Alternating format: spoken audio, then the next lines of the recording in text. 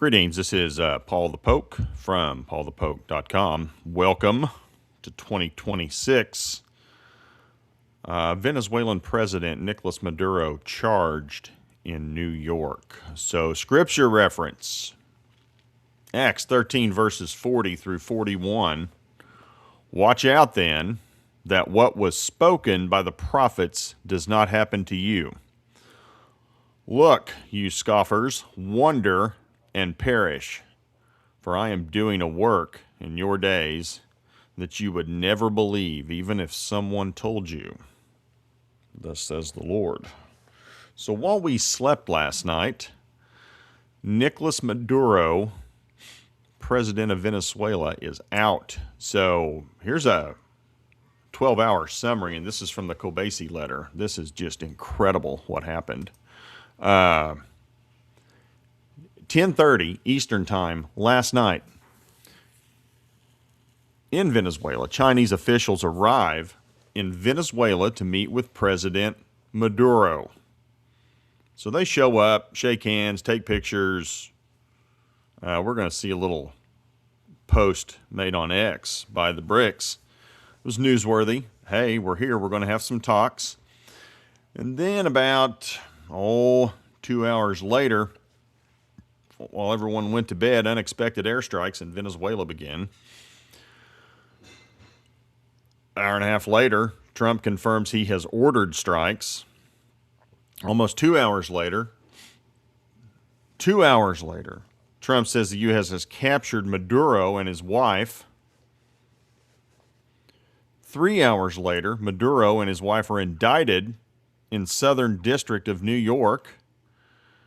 Maduro has now been charged and is on U.S. soil. This all started 6 hours after markets closed for the week, and this is like a U.S. special. We do big things after the close of business on Friday when everybody's off going about their weekend, and in this case, we did it while everybody was sleeping. So, yeah, Monday will be interesting to say the least. I think things will start to get a little squirrely Sunday night when markets open.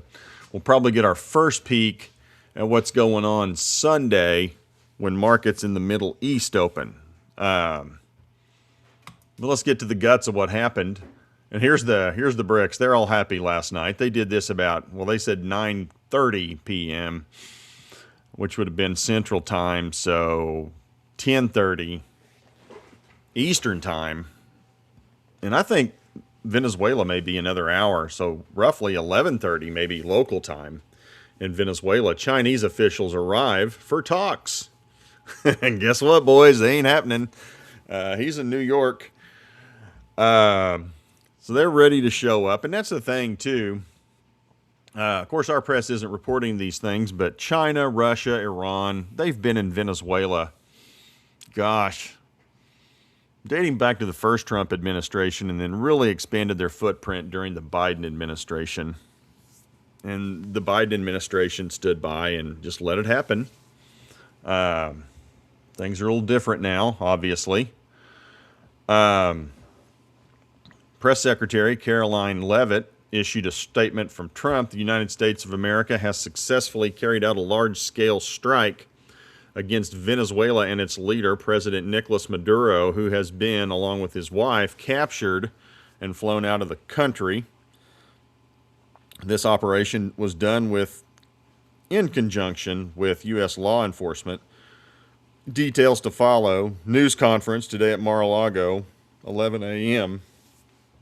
Thank you for your attention to this matter, President Donald J. Trump. And that right there is going to be the crux of the argument. Trump is going to say that this was done for legal purposes to stop the flow of drugs from Venezuela to the United States. That's why they've been shooting down, blowing up boats out there in international waters carrying drugs. Trump has also begun to connect the dots that Maduro was running a drug cartel, named it in the press conference, don't recall that off the top of my head, and that they have plenty of evidence, information in support of this arrest. And then let's not kid ourselves. My wife and I have been talking about this for some time. This is about oil.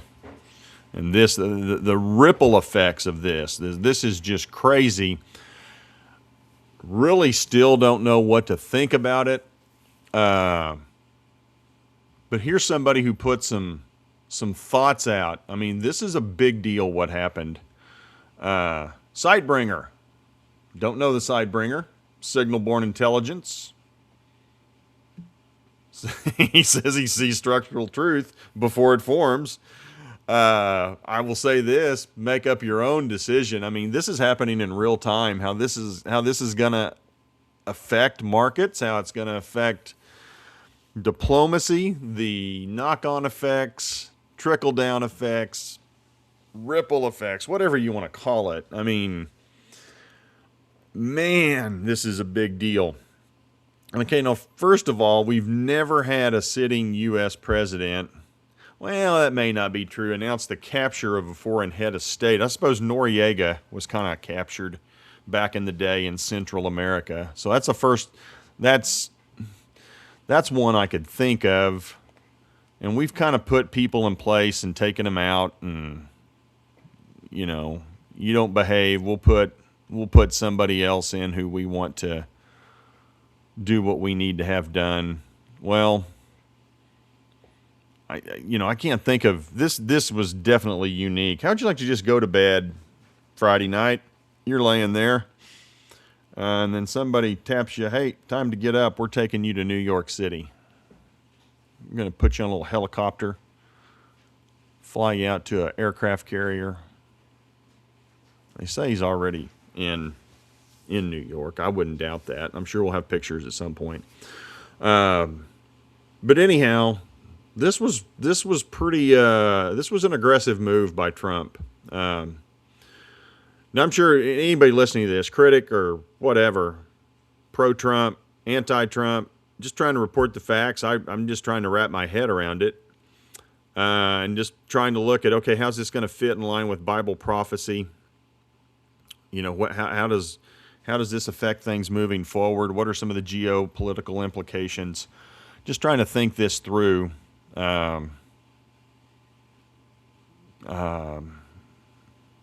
Don't really have I can see the arguments on all sides of this for right now, as far as like why Trump did it. And I can also understand why people are going to say, oh my gosh, you know, he's crossed the line. You just don't go take a president of a country out of their bed and kidnap them. I hear both sides of that. But anyway, just trying to look forward. How's this going to affect our world? How does this fit into Bible prophecy? But anyhow, back to the point of this. The operation occurred without multinational authorization during a non-declared war with open admission of regime removal. And that's true. We didn't tell anybody. We didn't ask for anybody's permission. We didn't tell Congress. It's technically not an act of war. It was an operation. We're going to get this guy, pull him out, we're going to arrest him and charge him. That's what happened. Markets, global actors, and adversaries are now forced to reprice not just Venezuela risk, but U.S. unpredictability, military reach, and political will. Amen to that statement. 100%.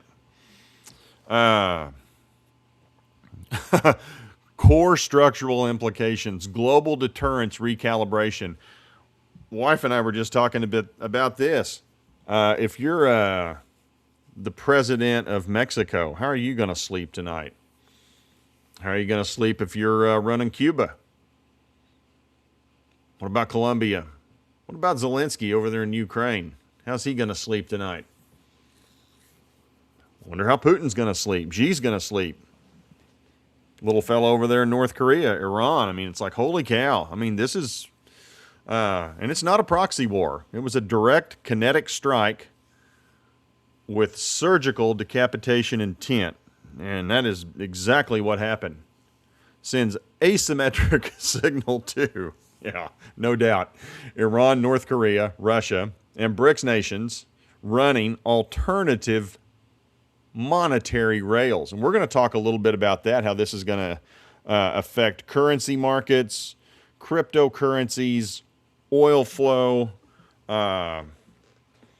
Man, this is a big deal. U.S. sovereign dominance signal. This confirms the U.S. still operates as a rogue hegemon. I probably said the word wrong. When it chooses, institutions are bypassed. International law is optional.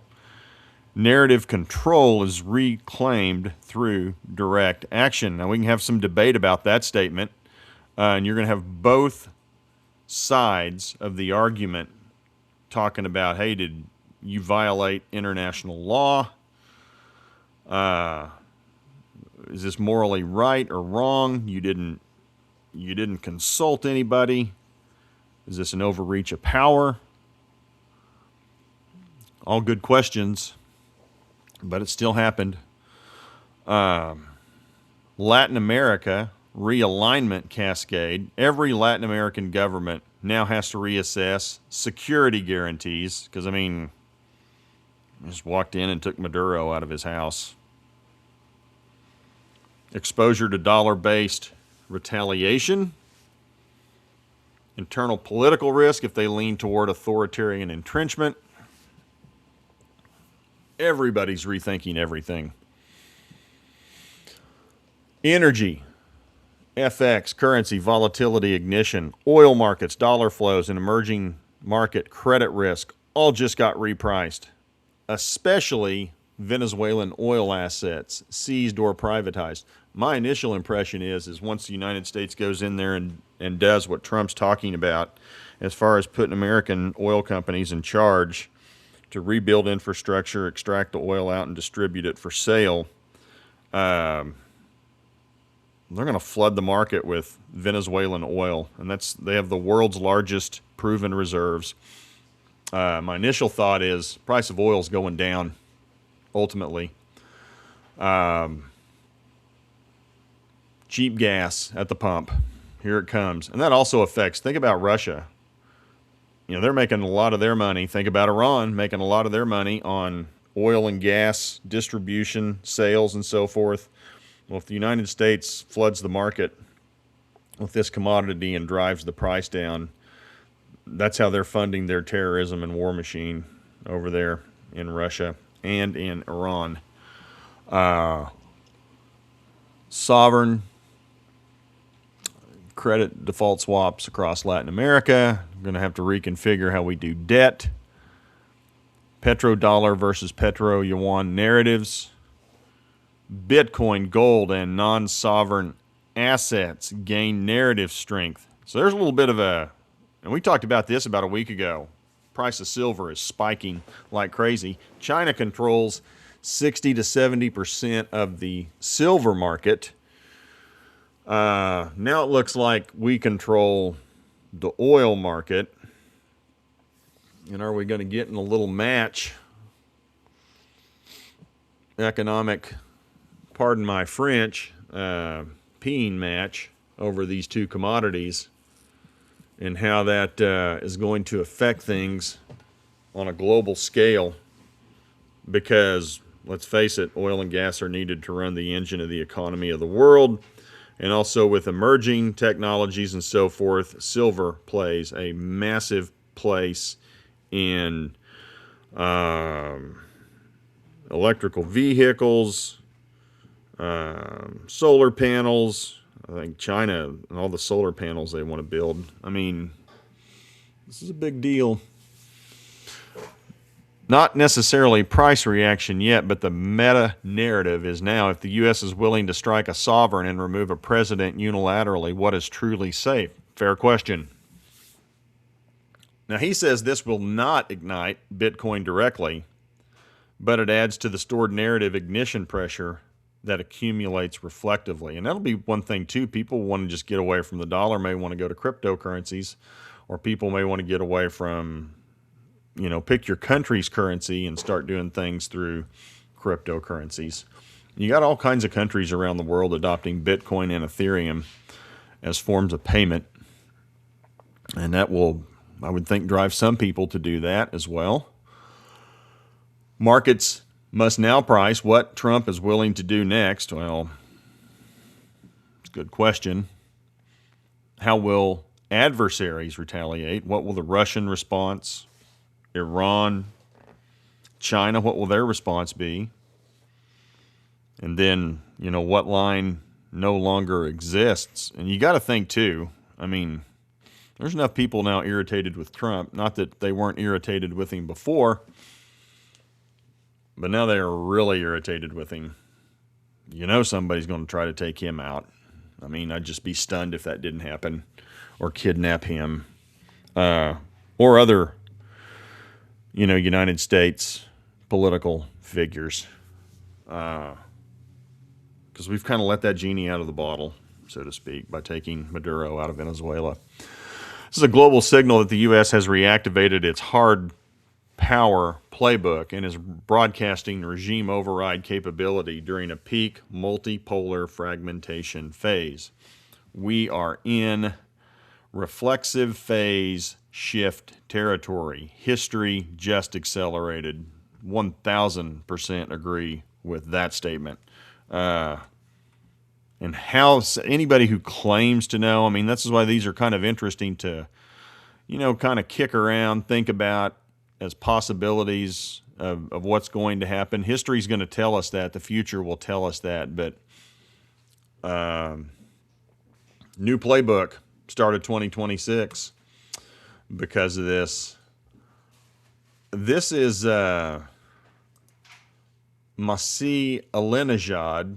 She's an Iranian journalist and activist. Now, she skipped out of Iran. She speaks freely and openly against the current regime in Iran, to the point that they tried to take her out while she's here in the West in the United States. And she has this comment: additional sites are being targeted as Maduro's pillars of repression collapse. To those warning about, quote, U.S. invasion, remember this: Venezuela was already invaded by Iran and Hezbollah. Their intelligence, money, weapons, and terror networks entrenched Maduro's dictatorship. That's why millions of Iranians are watching Venezuela closely. We know this fight. And so, what was it? There was like a $50 million bounty out on Maduro. Charges were filed against him, or sanctions were placed against him back in, 2020 and before. So, the reality of a lot of this is Trump finally did something about it, right, wrong, or indifferently. Prior to Trump, and frankly including the first Trump administration, it was just a lot of talk. Everybody always saw some of the things Maduro was doing. They just talked about it. We're going to fix it. We're going to do it. Nobody did anything until today, and Trump did something. Biden didn't do anything. Biden administration. This is from James Thorne, Chief Market Strategist, Wellington Altus. Interesting thoughts. The capture of Maduro and energy market ramifications. And again, just kick these things around. These are just some people's thoughts who spent some time, looked at these things, offered their thoughts, and they're worth consideration, because we don't know what's going to happen. But these are people who study these types of things, work in this part of the world. Venezuela, home to the world's largest proven oil reserves, now sits at the center of a major geopolitical shift. With Maduro captured and U.S. influence likely to extend over Venezuelan oil assets, that's definitely going to happen after listening to Trump's press conference, the balance of global crude supply could change meaningfully. Yes, it's going to. I would agree with that as well. A U.S.-controlled reopening of Venezuela's energy sector would bring heavy crude production back online, directly competing with Western Canadian Select. Canada potentially is a big loser in this deal as far as exports of oil to the United States. Trump's just shown them we don't need you. Both grades serve similar refinery demand profiles, particularly in the U.S. Gulf Coast, making Venezuelan barrels an effective substitute. For Canadian producers, that dynamic could pressure Western Canadian select differentials and diminish pricing power. Yep, absolutely. Price will go down. Just flood the market with oil, even as global benchmarks stabilize on improved heavy oil availability. For investors, U.S. control of Venezuelan output points to reconfiguration of Western Hemisphere energy flows, improved refinery margins, tighter spreads in heavy crude benchmarks, and potentially underperformance in Canadian oil sands equities relative to integrated U.S. refiners and midstream operators positioned for gains. Yes, this Trump corollary has implications for global resource markets. Yeah, and I also think it affects, he's going to talk a little bit about Iran. It's going to affect Iran. It's going to affect Russia. It's going to affect China. It's going to affect a lot of people, a lot of countries. President Trump did speak via phone interview with Fox News before his press conference this morning. It's about 30 minutes for those of you who want to see that. This happened this morning about 9:08 Central Time. It's about a 30-minute conversation with Fox and Friends.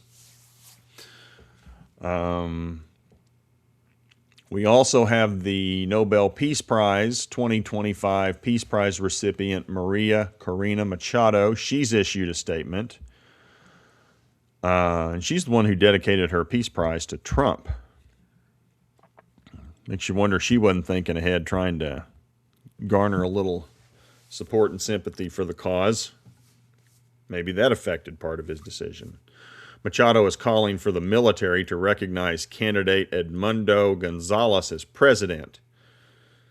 Gonzalez defeated Maduro in the most recent election, but Maduro refused to relinquish power. Here's the crux of her statement. Again, this is from Maria Corina Machado. The hour of freedom has arrived. This is the hour of the citizens, those of us who risked everything for democracy on July 28th, those of us who elected Edmundo Gonzalez Urrutia as legitimate president of Venezuela, who must immediately assume his constitutional mandate and be recognized as commander-in-chief of the National Armed Forces by all the officers and soldiers who comprise it. So we'll go up here to this article. She's urging the opposition, urge military to back power transfer to the guy who was duly elected. Open call for a transfer of power Saturday, urging the military to abandon Maduro's government and recognize Gonzalez as president. We just read that. Unclear whether senior military commanders have shifted allegiance or where they are right now. Machado called on Venezuelans to remain vigilant, active, and organized, signaling further instructions would be communicated through official opposition channels. Machado and Gonzalez have repeatedly argued that the July 28 presidential election was stolen, pointing to an opposition-run parallel vote count that they say shows Gonzalez won by a wide margin. So, anyway. Now, of course, Maduro said, no, that's not how it happened. Conflicting computerized data results. Maybe everybody should go back to some paper ballots. It seems to work in a lot of places, and they can get that done pretty effectively.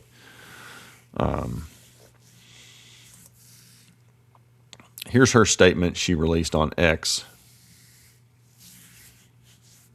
Could not find the English translation, but the article from Fox pretty much summarizes this. Now, this was this morning Ana Maria Diaz. Shouts of freedom, applause, celebration, yelling, screaming, joy in Caracas. People were up and excited. Maduro was out. And below, Trump had his press conference. It was about 40 minutes-ish or so. So if you want to hear the remarks, unedited remarks, and I like to do those things, get those unedited, uncut statements so you can catch all of it in its appropriate context, and you don't have things chopped into sound bites so that they sound a certain way, as certain people want you to hear it. But you can hear it in its entirety, listen to it, watch it, make up your own decisions. So Habakkuk 1, verse 5 in closing. Look among the nations and see, wonder, and be astounded. For I am doing a work in your days that you would not believe if told. And I think that pretty much kind of hits what happened overnight. And our world has changed. How it's going to end up shaping it, that has yet to be determined. It's like a lot of this stuff with prophecy. We know where it ends, but the road, the map, and how we get there, didn't have this one coming. So appreciate you guys following along. Also, if you're still listening, I probably should have mentioned this at the front, but I didn't. My last video got shadow banned, and not the numbers that were shared with me, according to Facebook data, roughly 350 people saw it, and most of the stuff that I put out is generally seen in the tens of thousands. So I went from tens of thousands of views down to 350 because I put out something of the fact that Jesus is a Jew, as opposed to the world's narrative of Jesus as a Palestinian. And Facebook even went to the length of removing the title from my post and replacing it with a sentence in my my blog post. So be aware of those things are going out, and thank you very much for those who share, continue to comment, and so forth. Wishing you all the best. Looks like we're off to an interesting start here in 2026. Y'all take care. Bye.